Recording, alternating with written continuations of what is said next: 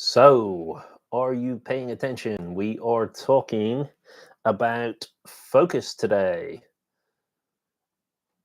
Sorry, just checking that sound is on and it's working. Yeah, seems to be. Okay, welcome. I'm going to try and keep this one short because I'm aware anyone tuning in to a video about focus may be doing so because they struggle with focus. And I don't want to go off on too many tangents. So I've set a time limit of 15 minutes, and we're going to try as hard as possible to stick to that. I just wanted to share my perspective on focus, what affects your focus, and especially like the physical realm of focus, from like the world that we live in.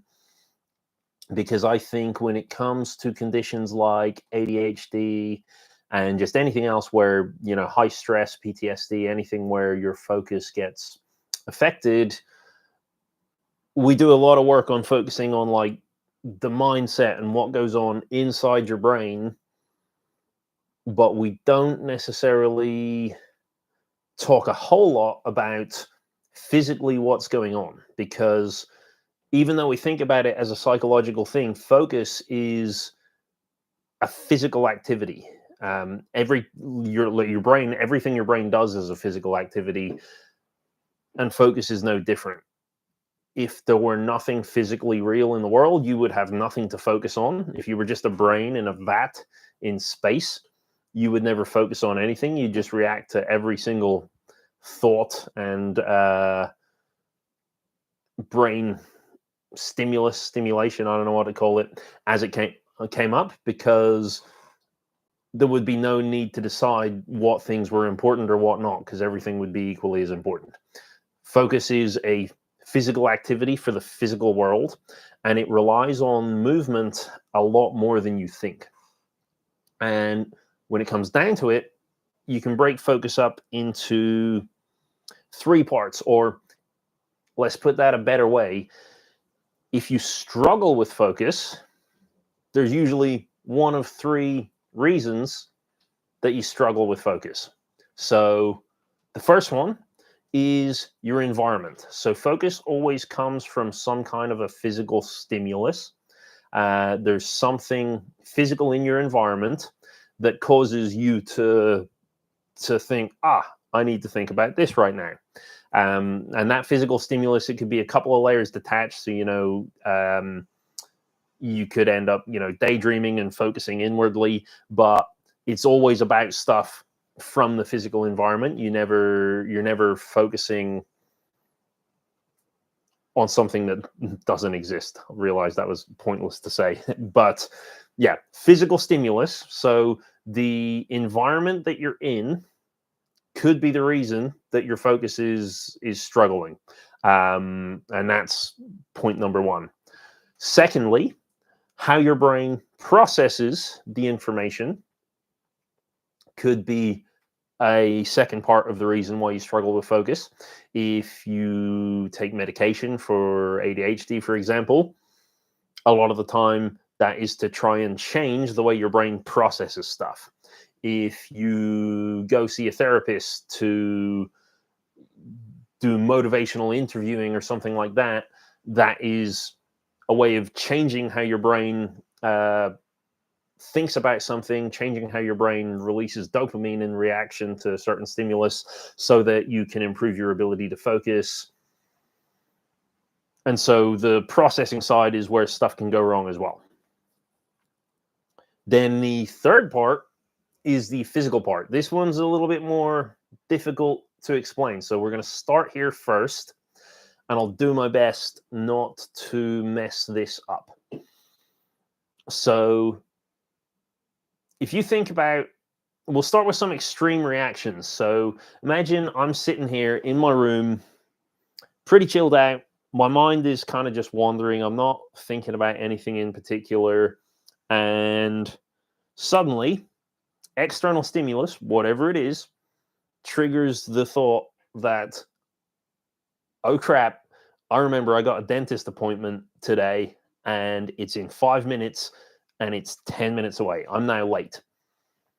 When the moment you have that thought, a physical change happens. You usually don't have that thought, and you don't stay slouched in your chair going, oh yeah, this is bad, I need to do something about this. Instead, you go bolt upright and you start thinking, that kind of like panic thing. Often you kind of looking around, like trying to latch onto something to look at. Your posture is very much changed from like a relaxed, let's not do anything, to we need to start moving right now, even though you haven't figured out exactly what you need to do. And your brain just adopts a very different physicality. So some of the things, posture we talked about, automatically improves. The muscles around you will stabilize so that you can quickly move and do the things that you want to do. Your peripheral vision very often closes in. So it says, you know what? I don't care about seeing everything. I want you to just see the thing that's right in front of you, because that's what you're focusing on right now. Your eyes will do one of two things. They're going to either jump around. So, you have that thing of like looking around. Your eyes are trying to find something to latch onto. Or once they find something to latch onto, usually then they go solid and they stay really, really still. Your breathing rate is going to change. So usually your breathing will get a little bit faster. Your heart rate's going to get a little bit faster. That's going to change how the fuel goes to your brain. Bunch of other things are going to happen too, but what's important to note is like that moment you sit bolt upright, a bunch of physical changes happen to your body that make it easier for your brain to act while you're trying to focus. So when you're trying to get things done, this physicality makes it easier to happen.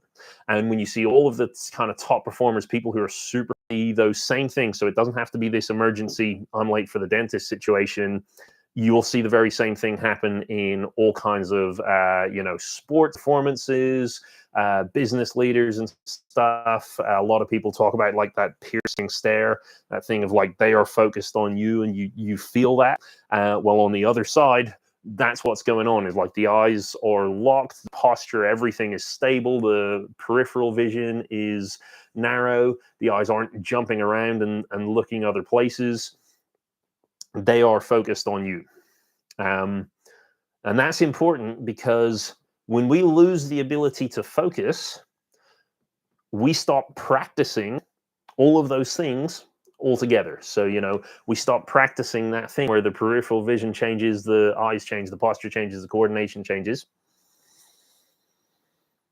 And if we continue to not focus for a long period of time, then those systems that cause those bodily changes are going to get weaker over time. So when we're not using them, they're going to get weaker. Now, we might still be doing physical stuff, but we're not activating the same physical systems.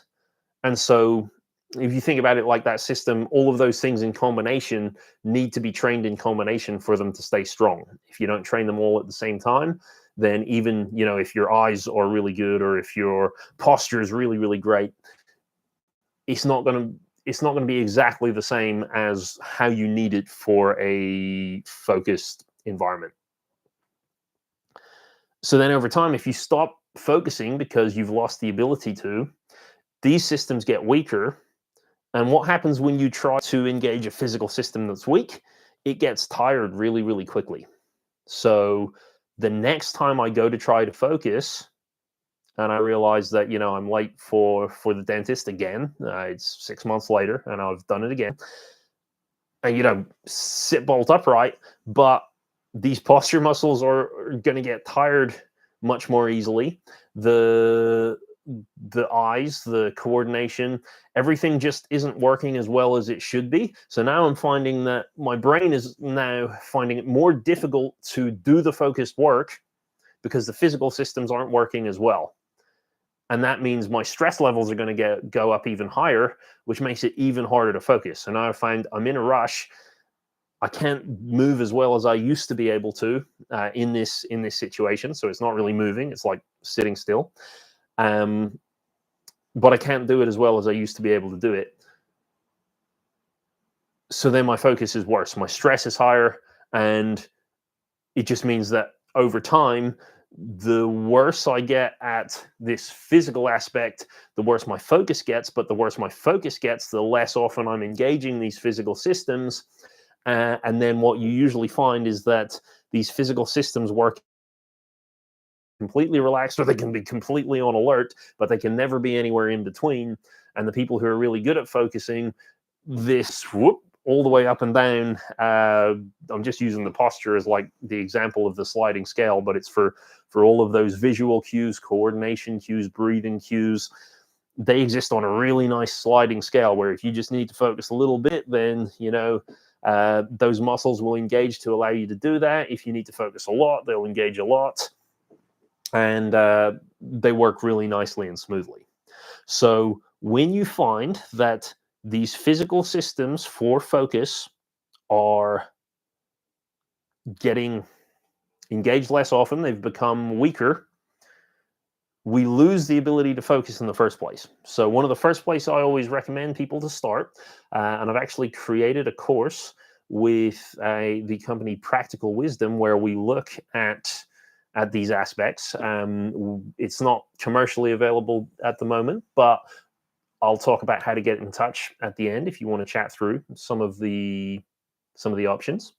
The first thing I always tell people is like test out these physical systems, because if you're trying to teach your body to focus better, even if you're taking medication to force your body to focus better, if you're not there physically, it's still going to be a drag. It's still going to be an effort, and it's still not going to stick as well as it would if you were more physically capable. Most doctors will tell people, if you want to improve your ability to focus, make sure you get exercise, because being physically well is better. Well, if we can isolate it, you find that a lot of the things are around posture, they're around the dexterity of your hands, they're around your vision, and they're around your breathing.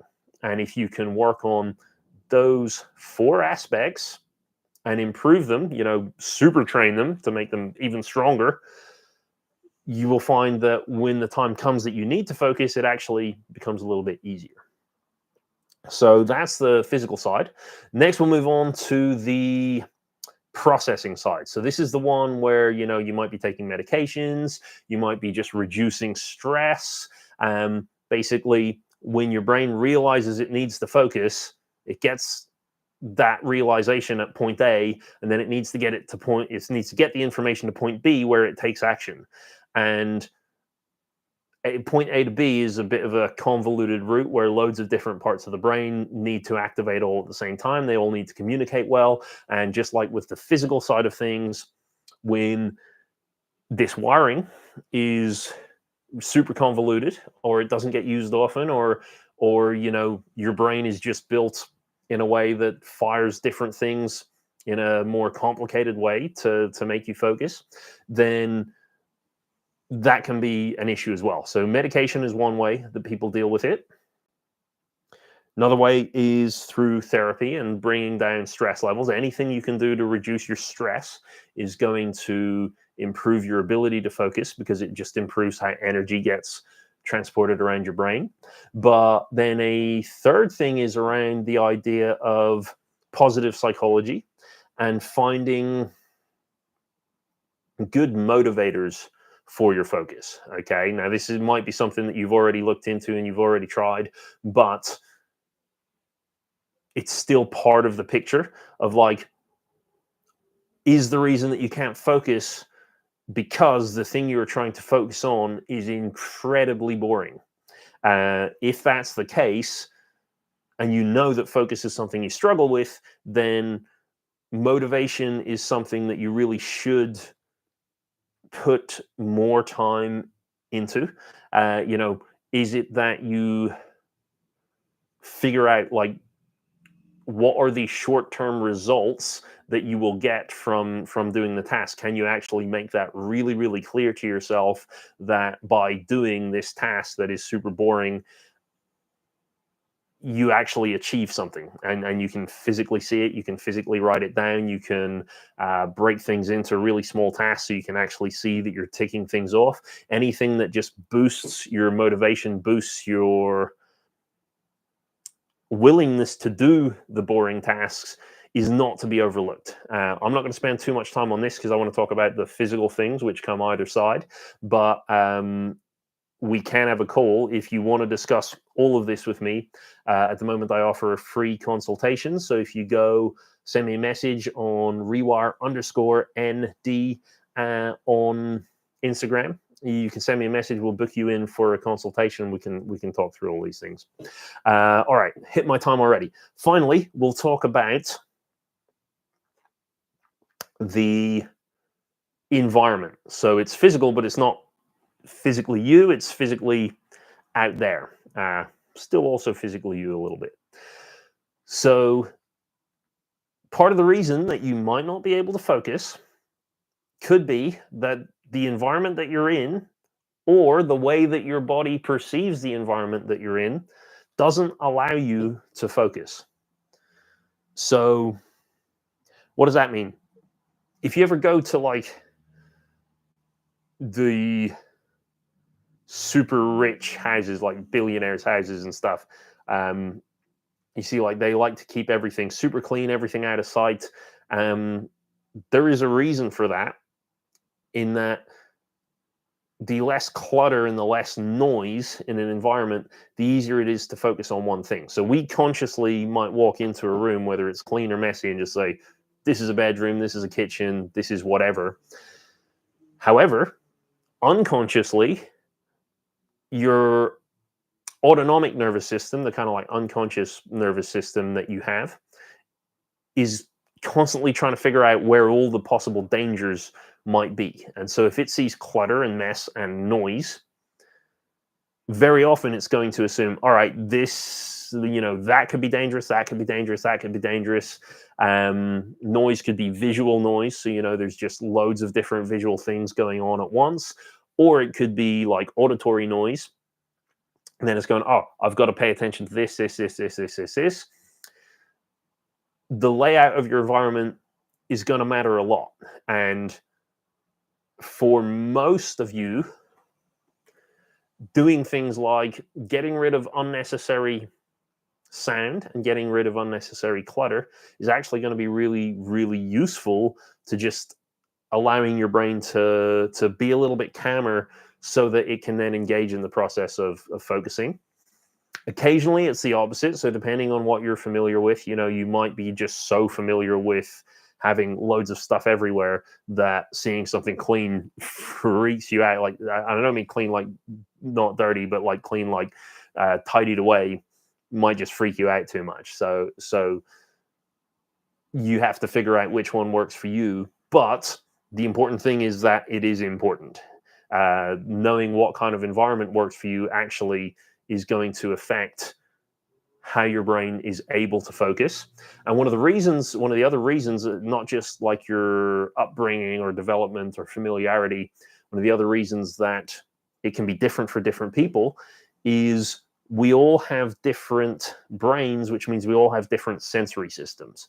So the way I perceive one environment might be very different to the way that you perceive an environment, because my visual system, for example, might actually just be quite different to yours. And so you might respond better to having lots of information, whereas I might be overstimulated by the same information.